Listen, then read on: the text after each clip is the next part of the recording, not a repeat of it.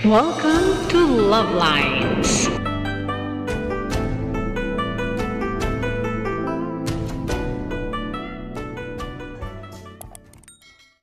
Good morning Philippines and hello world. Araw ng linggo kaya takasimba tayo. Umaambon. Maulan na umaga. Makulimlim. Maambon, may bagyo pa. Andiyan pa ba si bagyong Krising? At yung mga monsoon. Basa ang kalsada.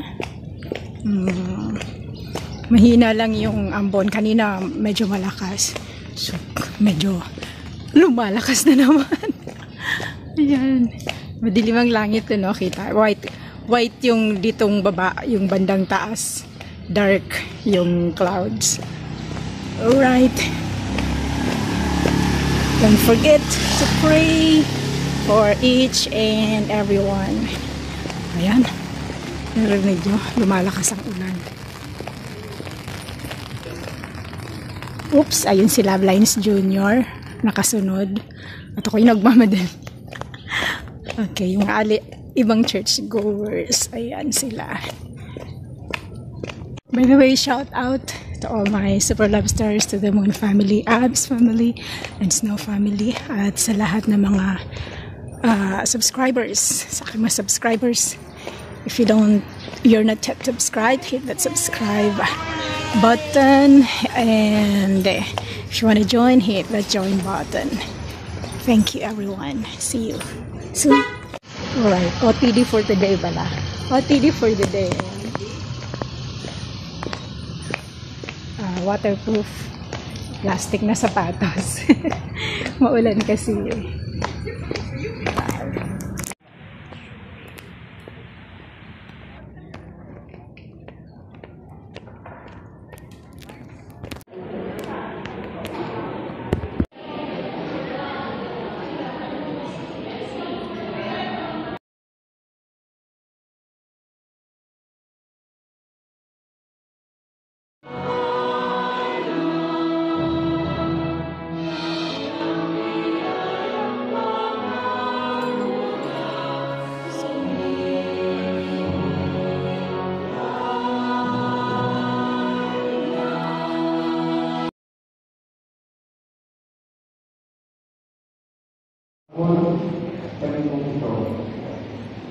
Ora et labora. Sa Latin, literal na sabihin, prayer and work. Works. Mga kapatid, ang mga monghe o monga na pagkakapit, mga ginawa, inirang, at tumuhod, ialay kanilang mga buhay para sa pananangin at pagtatrabaho. Hindi tinalikuran ang mundo, bagos gusto nila tumugon at namubuhay sa isang komunidad upang manalangin ang bawat sa atin. Pagdating ng mga kapatid, kahit ninyo alam, may nananalangin isang monghe o mongha sa Pilipinas at sa buong mundo. Sila po ay may sinusod na siklo o pattern sa mga buhay. Ora at labora. Bago pa man sumikat ang araw, ang mga mongha at monghe ay nananalangin na. Ang kanilang pagkakabaw ay bunga ng contemplation. Kaya kung tutusin, ang pagkakabaw nila ay ekspresyon bunga ng malalim na hindi umaalam ang patuloy ng panalangin at ugnayan sa Diyos. Naalala ko sa kanin. Ang bawat isa natin ina-attenda o kabahagi ng isang isa ay sa loob ng ating mga kahalan. Paulit-ulit nyo, paulit-ulit nyo ang dalawang pagkaganto, ora, and labor.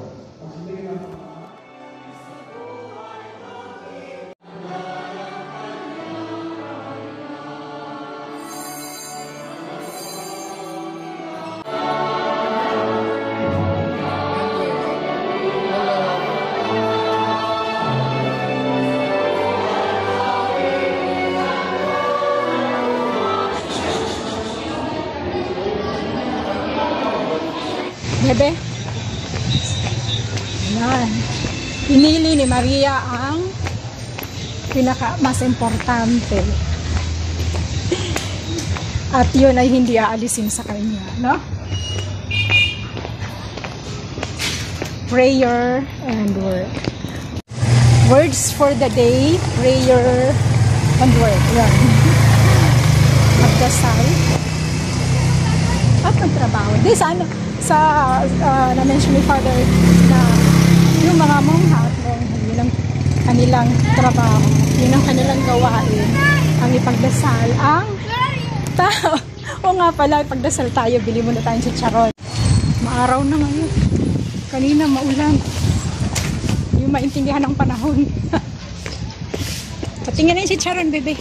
Doon sa bahay na. Sa bahay na? Sige. Ay, ano nga ba yun? Na-interrupt ako kanina. Yung may mga mongha at monghe na nagdadahasal para sa ating lahat. Yun ang kanilang trabaho, kanilang bukasyon. Ipagdasal tayong lahat. Madaling araw pa lang pagising sa umaga, bago pa tayo magising, sila ay nagdadasal na para sa atin. So, pag nagising ngayong, ano nga ba yun? Pag nagising ka daw, hindi ka makatulog, nagising ka ng hating gabi, madaling araw, hindi ka na makatulog, ang advice, di ba? Magdasal. Pag nagdasal ka,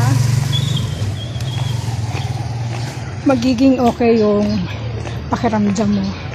Akin naman gaya ng ginagawa ko, yung aking motto, do your best, God will do the rest. Mag-pray, pagdasal mo, pero gumawa ka pa rin. Kailangan talaga yun. Kasi, dasal ka ng dasal, wala kang ginagawa, wala rin yun. Tama? Tama. Tama. Magdasal at gumawa. Okay, so that's all. We'll see you in the next. Shout out, happy birthday! Oh, thank you. Yun, pa-shoutout nga pala kila Jemboy tsaka, ha? So, kinukuha namin sa Barracks, Merry Christmas na natin yun. Thank you, ate, ha? Anong pangalan ng vlog mo? Follow ka. Love Lines. Ha? Love Lines. Ano ba? Love Lines. Love Lines, ay ang ganda. Sige, papalo ka namin. Thank you.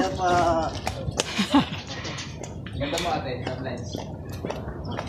Okay, shout out sa mga taga rito, yeah? Ano tawag dito? Sa Toda, ng soldiers. So that's all for now. Thank you so much for watching. Once again, this is Love Lines. Have a good day and God bless.